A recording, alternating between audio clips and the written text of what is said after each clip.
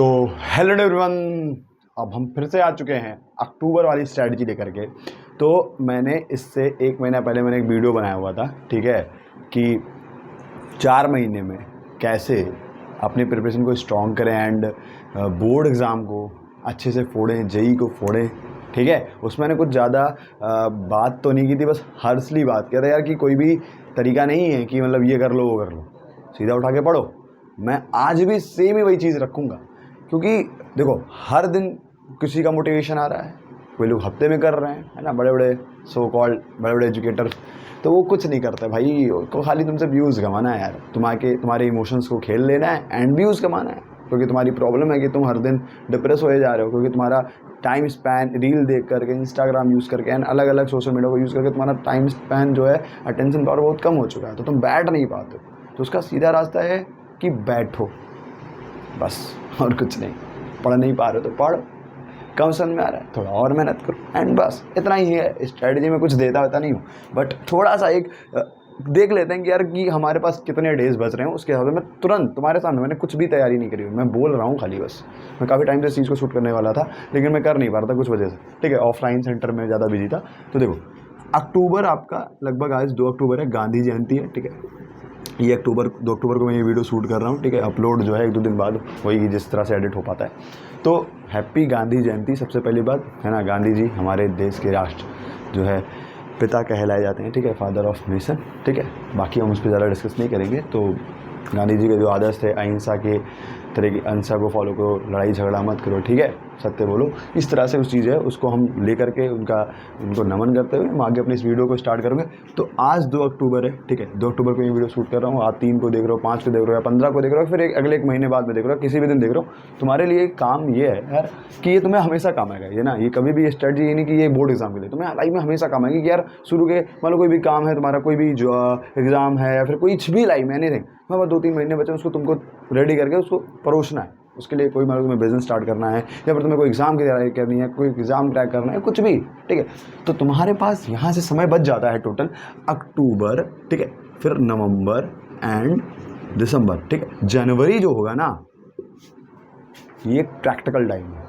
और JEE mains का जो अटेम्प्ट है ना भाई, पहला तो जनवरी में होता है, तो जो भी अभी डेट आएगी जिस हिसाब से, मैंने काफ़ी दिन हो गया उसको चेक नहीं करा हुआ है, तो जेई मेंस का जो अटेम्प्ट है वो जनवरी में होगा, ठीक है, पहला अटेम्प्ट, ठीक है।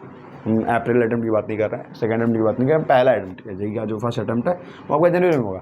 एंड बोर्ड एग्जाम को भी देखना है तो वो फरवरी में होगा, ठीक है। यूपी बोर्ड या सीबीएसई बोर्ड, कोई भी बोर्ड हो, एनीवन, ठीक है। यूपी बोर्ड और सीबीएसई बोर्ड दोनों को मैं देख रहा हूँ यहाँ पे, हिंदी मीडियम इंग्लिश मीडियम दोनों, ठीक है। स्टडी है यार, मतलब कोई दिक्कत नहीं। तो अक्टूबर नवंबर दिसंबर, यही आपके पास जो मंथ बचे हुए हैं, जिसमें से 2 दिन निकल जा चुके हैं, ठीक है, 2-4 दिन, जितने दिन बाद भी आप वीडियोज़ को देखते हैं, तो आपके पास जो समय बच गया है लगभग मुश्किल से 90 दिन जो तुम सोच रहे थे वो नहीं है, सिर्फ अब 88 डेज है, ठीक है, 2 दिन भी जा चुके हैं, जिसमें से आपका 5 दिन दिवाली त्यौहार, धनतेरस, ये सब में, इधर बीच आपका नवरात्रि 3 अक्टूबर से स्टार्ट है, इसमें भी 9 दिन चले जाएंगे। तो इसमें भी कुछ घरों में, जैसे कुछ लोग होते हैं थोड़ा सा पूजा पाठ करते हैं, बच्चे भी होते हैं, मम्मी पापा भी होते हैं, द्वितीय अष्टमी एंड बहुत सारे दशहरा वैसरा, तो इस वजह से आप से कम मान के लेते हैं कि यार यहाँ पे 10 दिन का ये त्यौहार है, उसके बाद में 5 दिन का त्यौहार है, तो ये त्यौहार मिला करके लगभग 10 से 15 दिन आपके इसमें जा रहे होंगे। अब इसमें है तो ऐसा तो है नहीं कि आप पढ़ोगे नहीं, आपको पढ़ना पड़ेगा एंड आपको त्यौहार को भी जीना है, त्यौहार को भी इंजॉय करना है, आपके फेस्टिवल को भी करना है, पूजा पाठ भी करनी है, हर एक चीज़ करनी है, बट उसका अपना अपना समय है, ठीक है।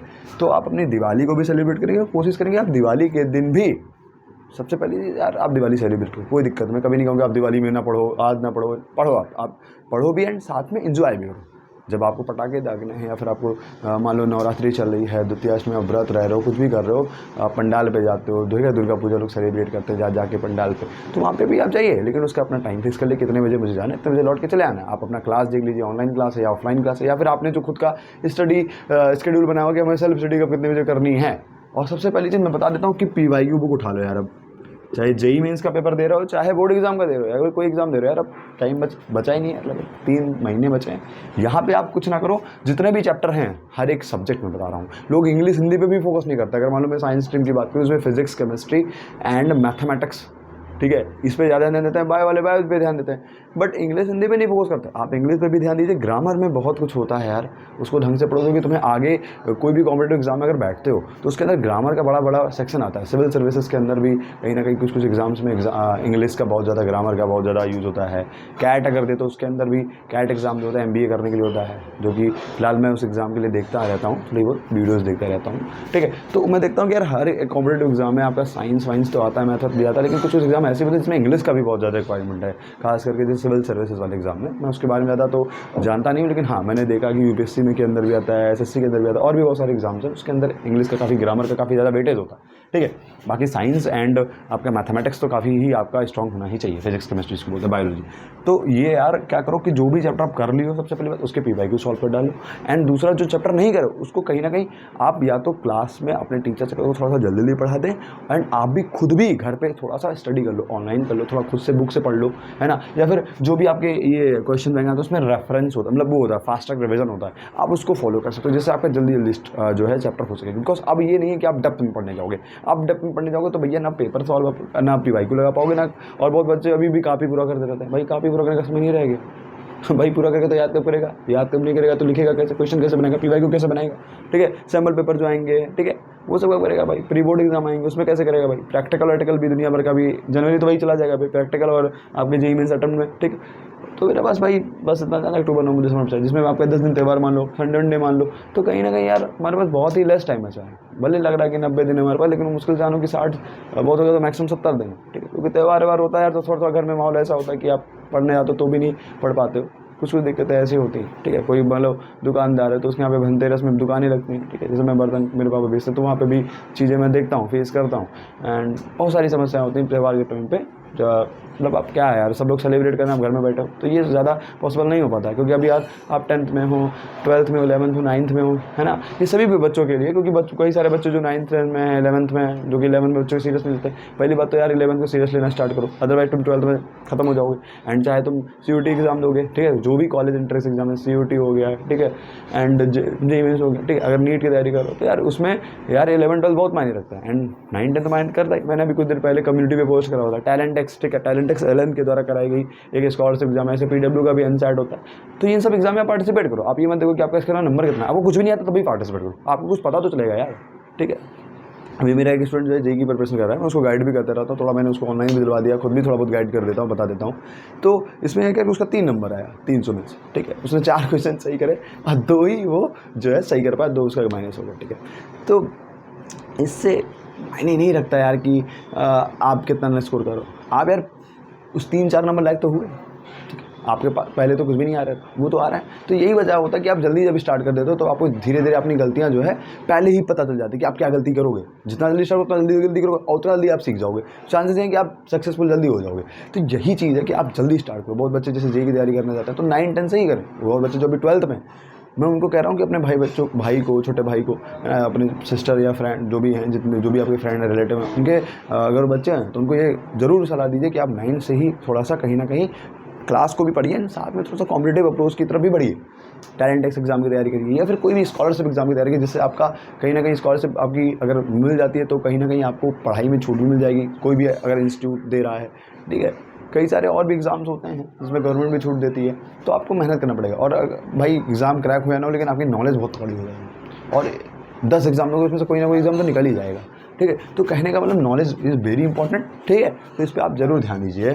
और मैं ये कह रहा हूँ कि सिंपल सी बात है, हर एक चैप्टर को फटाफट निपटा लो, फटाफट निपटा लो। कोई इसमें कोई चांस नहीं है। टीचर से भी कह दो थोड़ा अपनी स्पीड बढ़ा दो, टीचर तो अपना भैया काम करेगा, उसमें कोई दिक्कत नहीं है। आप थोड़ा सा यूट्यूब पे वन शॉट भी फॉलो कर सकते हो, लेकिन वन शॉट उनके लिए है जो कहीं ना कहीं उस चैप्टर को पहली बार पढ़ चुके हैं, उनके लिए बिल्कुल नहीं है जो पढ़े ही नहीं उस चैप्टर को पढ़ने चले गए, क्योंकि दिक्कत हो जाता है वन शॉट में, ठीक। हाँ, बट अब क्या कर सकते हो, आपके पास समय कम है, तो वही बात है कि आप मेन जो टॉपिक्स हैं, मेन हेडिंग्स हैं, तो कहीं ना कहीं उस पर आपको ज़्यादा ध्यान देने पड़ेंगे। एंड क्योंकि ये देखो चैप्टर बहुत गहराई होती है, और एग्ज़ाम रिलेटेड जो कंटेंट होता है वो फिर अगर वन शॉट भी कर लेते तो भी काम हो जाएगा। बट वन शॉट उनके लिए जो एक बार पढ़ चुके हैं चैप्टर को, एक बार ध्यान रखें, मैं बार बार बोल रहा हूँ, ठीक है। क्योंकि वन शॉट में क्या होता है, जैसे बहुत सारे टीचर मैंने देखे हैं, चाहे उन अकेडमी वाले हो, चाहे PW वाले हो, उससे क्या होता है वन शॉट में करा देते हैं खाली क्वेश्चन एंड ऊपर से जो थ्योरी पढ़ा देते हैं, ठीक है।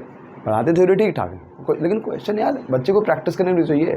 प्रैक्टिस करने देखो बच्चा क्या है यार, सिंपल सी बात है ना, बच्चा तो बच्चा ही है, उसको तो कुछ पता नहीं है यार, वो पहली बार आया तैयारी किया, उसका सब खासकर ऑनलाइन में बहुत बड़ी प्रॉब्लम चल रही है आजकल। 1 लाख बच्चा इनरोल कर रहा है और 500 बच्चों का भी सिलेक्शन नहीं हो रहा है। तो यार ये एक बड़ी प्रॉब्लम है जो कि अभी ओपन एआई या ChatGPT-4 जो ही सॉल्व कर रही है डाउट को, जो डाउट सॉल्विंग है, पर्सनल गाइडेंस है, ये अभी एआई सॉल्व कर रही है।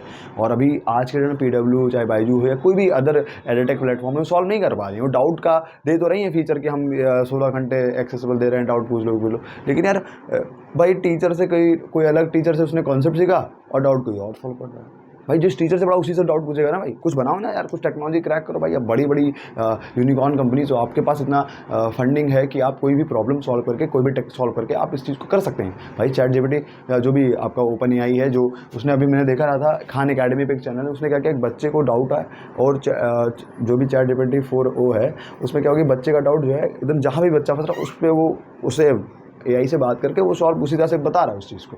तो कहीं ना कहीं ये मुझे बहुत बेहतर लगा। और खान अकेडमी आप इसको देख सकते हैं, खान अकेडमी के जो फाउंडर हैं उन्होंने अपने बच्चे के साथ में इस पर टेस्टिंग करी हुई है। तो आप डाउट सॉल्विंग के लिए ChatGPT-4 का भी यूज़ कर सकते हैं, जिससे आपको कहीं भी प्रॉब्लम होगी, किसी भी क्वेश्चन को करने में, जिस पॉइंट में हो उसको आप बता दोगे, उससे आप कम्युनिकेट कर पाओगे। जैसे टीचर से आप बात करते हो, सेम उससे भी बात करके उस तरह से वो बता देगा। अब मान लो कोई भी आप डाउट सोल्यूशन जाते हो, कोई भी एडटेक प्लेटफॉर्म में, कुछ भी डाउट नेट पे जाते हो, फिर किसी भी जाते हो, तो यार वो सोल्यूशन दे देते हैं, थोड़ा थोड़ा बता देते हैं। तो वो कम्युनिकेशन वाला जो होता नहीं था कि ऑफलाइन बैठ के बच्चे, तो वो एक कहीं ना कहीं एडटेक के अंदर बहुत बड़ी प्रॉब्लम है। मैंने इस पर वीडियो भी बनाया था, तो कई लोगों ने थोड़ा सा अजीब बात भी कही उस मेरे को, मुझे उससे फ़र्क नहीं पड़ता भाई। देखो यार, जो प्रॉब्लम है प्रॉब्लम है, चाहे वो कितनी भी बड़ी कंपनी, उससे कोई मतलब नहीं, ठीक है। और उनको भी पता है कि प्रॉब्लम है, क्या कर सकते हैं भाई, ठीक। तो आप सिंपल सी बात है, हर एक चैप्टर का फटाफट निपटा लीजिए, उसके PYQ लगाना स्टार्ट कर दीजिए, एंड इतना ही मैं बोलूँगा। बाकी ज़्यादा ज्ञानबाजी कुछ नहीं होता भाई, पढ़ो, दबा के पढ़ो जितना भी तुमको तैयार है उसको, या फिर कुछ भी नहीं तैयार है अभी से भी तुम अगर स्टार्ट करोगे तो मैं कह रहा हूँ 90 तो आ ही जाएंगे बोर्ड एग्जाम में, ठीक है। मैं वो हवाबाजी नहीं करूँगी, आपके 100 आ जाएंगे, 90 लाख आप हो जाओगे। और JEE मेंस के अंदर मान लो आपको 300 नंबर का पेपर है, तो कहने का आप 150 तो आराम से कर सकते हो, 150 नंबर जो है कर सकते हो। 200 के लिए थोड़ा सा आपको स्ट्रगल करना पड़ेगा, थोड़ा ज़्यादा एफर्ट लगाना पड़ेगा, आपको 10 से 12 घंटे पढ़ाई करने पड़ेंगे, ठीक है। बट अगर आप 8 घंटा भी रेगुलर पढ़ते हो, हर एक सब्जेक्ट को ईच अगर देते हो, थोड़ा सा आप खुद, जैसे क्लासेस मान लो 6 घंटे आप कर रहे हो, 2-2 घंटे की, ठीक है, एंड थोड़ा सा आपने 4 घंटे और देते हो, कुल मिला के 10 घंटे तो कम से कम देने ही पड़ेंगे, क्योंकि अब टाइम बहुत ज़्यादा क्रूशियल है, बहुत ही कम समय बचा है। आपको सुबह 4 बजे उठ जाना है, 4 से लेकर के आप कोशिश करो कि 4 से 8 के बीच में आप सेटिंग कर लो, ठीक है। उसके बाद में नहा वालो, लंच वंच कर लो, फिर पूजा पाठ अगर करना है तो कर लो, थोड़ा बहुत पूजा पाठ में जरूर कहूँगा कि आप करिए, ठीक है। IIT के प्रिपरेशन में मैंने बहुत सब चीज़ें छोड़ दी, तो मैंने गलत भी थोड़ा करा। आप पूजा पाठ जरूर करिए, थोड़ा बहुत आप अगर आप चाहोगे 10-15 मिनट या घूम भी सकते हो, थोड़ा 10-15 मिनट, आधा घंटे में कोई स्पोर्ट्स भी सुबह खेल सकते हो, इसमें कोई दिक्कत की बात नहीं। बट इतना जानो कि अगर उसको करके आओ तो उसके बाद वो पढ़ो, और उससे पहले पढ़ो, जिससे कि आपका जो पढ़ाई का है वो वे बना रहे। ये नहीं कि आप खेलने चले गए तो खेलते ही रह गए, ये एक समस्या होती है एस्पायरेंट्स को, ठीक है। तो आप पढ़ते रहिए, अपने जो फिजिकल हेल्थ पे भी ध्यान दीजिए, मेंटल हेल्थ पे भी ध्यान दीजिए, और पढ़ाई भी करिए, दोनों ज़रूरी है, ठीक है। और ज़िंदगी है भाई, कब कौन सा है कोई पता नहीं है, तो पढ़ते भी रहिए, करियर भी फोकस करिए, लेकिन ऐसा नहीं है कि आप आज के जीवन को जीना ही बंद कर दीजिए, ठीक है। उसका अपना टाइम बनाइए, सुबह आप आधा घंटा कम से कम आप घूमिए या फिर कोई स्पोर्ट्स के लीजिए, उसके बाद अपना पढ़ाई स्टार्ट कीजिए, ठीक है। उठते ही नहीं पढ़ने भाग जाना, उठो, थोड़ा सा आँख पे जैसे पानी वानी मारो, ठीक है, थोड़ा बहुत एक्सरसाइज कर लो, व्यायाम कर लो, एक्सरसाइज कर लो 10-15-20 मिनट में, ठीक है। मेडिटेशन कर सकते हो, ठीक है। मोबाइल तो बिल्कुल मत यूज़ करो, शुरू के 1-2 घंटे आप कम से कम 1 घंटे तो मोबाइल इस्तेमाल करना ही है, चाहे आपको पढ़ाई क्यों ना करना, उससे मतलब नहीं है। आप स्टार्ट कीजिए रिविजन से, ठीक है, बहुत ज़रूरी है कि आप मान लो आप घूम के आए, फिर आपने रिवीजन स्टार्ट कर दिया, रिवीजन करिए, उसके बाद में आप जो है कहीं ना कहीं आपका मान लीजिए जनवरी अटेम्प्ट जैसे मान लो है या बोर्ड एग्जाम है, तो कहीं ना कहीं उस टाइम में आप पेपर को सॉल्व करिए, या जो भी क्वेश्चन आपने कल के रात को पढ़े या जो भी टाइम में क्लास पढ़े उसको रिवाइज कीजिए, उसको याद कीजिए, उसको लिख के प्रैक्टिस करिए, चाहे वो बोर्ड एग्जाम हो चाहे JEE का एग्जाम हो, ठीक है। उसके बाद में आपकी जो क्लासेस हैं ऑनलाइन उसको लीजिए, या फिर ऑफलाइन क्लास है उसको भी आप लीजिए। आप अपने हिसाब से टाइम टेबल बना सकते हैं, वो अलग अलग स्टडी नहीं है टाइम टेबल भाई, हर एक एग्जाम के लिए, हर एक स्टूडेंट के लिए कहीं ना कहीं अलग अलग टाइम टेबल वर्क करता है। और इस संसार में बहुत सारे बच्चे हैं, सबके अपनी अपनी प्रॉब्लम है, उसको मैं नहीं बताता कि ये आप फॉलो कर, नहीं, आप अपने अकॉर्डिंग समझो कि आपके पास कितना समय है, ठीक है, आपकी क्या टाइमिंग है, आप कैसे कितना कर सकते हो अपने कैपेसिटी के हिसाब से, उस हिसाब से आप टाइम टेबल बनाओ और उसको स्ट्रिक्टली फॉलो करो, धीरे धीरे हो जाएगा, ठीक है। 6 घंटा से आप स्टार्ट करो और 6 से इसको 8 करो, 8 से 10 करो, इतने पे जाओ, ठीक है। 6 से पहले स्टार्ट करो, धीरे धीरे 10 दिन में 8 पे पहुँचो, फिर 10-15 दिन में, 20 दिन में, 2 महीने बाद में 10 पे पहुँचो। तो ज़रूरी है, क्योंकि अब कम से कम 8 घंटा तो आपको देना ही पड़ेगा, 6 भी कम हो जाएगा, ठीक है, क्योंकि क्लासेस भी तो आपको लेनी है, सिलेबस भी जल्दी जल्दी खत्म करना है, ठीक है। तो कम से कम आपको 8 दीजिए, 8 से स्टार्ट कीजिए। एंड लेकिन मैं ये कहूँगा ज़रूर कि आप अगर मान लीजिए अभी नहीं बैठ पा रहे हैं तो आप 4 घंटे से स्टार्ट कीजिए, ठीक है। एक घंटा सब सब्जेक्ट को पढ़िए और 1 घंटा जो है या फिर 2 घंटा कम से कम, मतलब 5 घंटा। तो कम से कम 5 घंटे आप 3 घंटे आपने क्लासेस ले ली एंड 2 घंटे में आपने उस चीज़ को रिवाइज कर लिया, उसके नोट्स बना लिए, उसके प्रैक्टिस कर लिए क्वेश्चंस को, ठीक है। और 1 घंटा 1.5 घंटा इंग्लिश और हिंदी पे आप फोकस कर सकते हैं। तो 5 से 6 घंटे से आप स्टार्ट कर सकते हैं। उसको 8 बजे फिर 10 बजे धीरे धीरे आप 1 महीने के अंदर कहीं ना कहीं आप 10-12 घंटा पढ़ना स्टार्ट कर देंगे, ठीक है। तो ये कोई स्ट्रैटेजी नहीं है, मैंने जो बताना था एज आ तुम समझ सकते हो, मैं अपना भैया समझ सकते हो, बड़ा भाई समझ सकते हो, या फिर एज अ टीचर जो भी तुम्हें समझना समझ सकते हो, ठीक है। तो मैं चाहता हूँ कि तुम स्टार्ट करो धीरे धीरे, स्टेप बाय स्टेप। हाँ, कुछ इंपॉर्टेंट चैप्टर्स होते हैं कहीं ना कहीं, वो आप बहुत सारी वीडियोस आपको मिल जाएंगी, ठीक है। अगली वीडियो में मैं ये या बता दूंगा या फिर मैंने कमेंट में डाल दूंगा, ठीक है, मुझे लगेगा अपने हिसाब से, ठीक है। तो आप वो वीडियो सर्च करके या फिर आपके यार सबसे पहले याद ना खुद से रिसर्च करो, ज़्यादा अच्छा है, ठीक है। क्वेश्चन बैंक उसके अंदर पता है कि कौन चैप्टर कितने नंबर का आ रहा है, ठीक है, वो आप देख लो यार, वो सब वहीं से देख के लोग बनाते हैं, ठीक है। और कुछ टीचर्स को जैसे कहीं ना कहीं वो है एक्सपीरियंस है, तो वो भी एक बात है, ठीक है। मैं लिख के दे दूँगा कमेंट में या फिर जैसे भी आप उसको रिसर्च करके भी आप कर सकते हैं, ठीक है। तो अपना बना लीजिए क्या क्या चैप्टर इंपॉर्टेंट है, उस हिसाब से अपना बना लीजिए स्ट्रेटजी एंड कर लीजिए। मैं आप पे ही सब कुछ छोड़ दे रहा हूँ क्योंकि अपना बनाए हुए टाइम टेबल ही फॉलो हो पाता है। सबकी समस्याएं और सबके पास टाइमिंग अलग अलग है, ठीक है। तब तक के लिए take care, see you, bye bye.